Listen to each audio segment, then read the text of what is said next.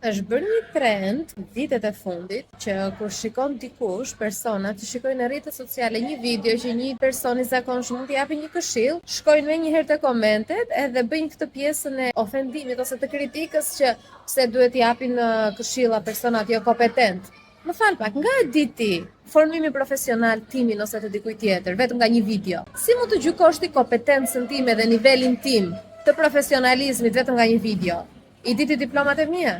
Ose të dikujt tjetër. Është shumë kollaj të gjykosh para kohe për diçka që të ngacmon ty bindjet e tua, dembelizmin tënd, errësirën tënde, frikrat e tua dhe pasiguritë e tua. Por vetëm se të ngacmon ty errësirën tënde nuk do të thotë që un jam jo kompetente për t'i dhënë këto këshilla. Jam më shumë se kompetente për t'i dhënë këto këshilla.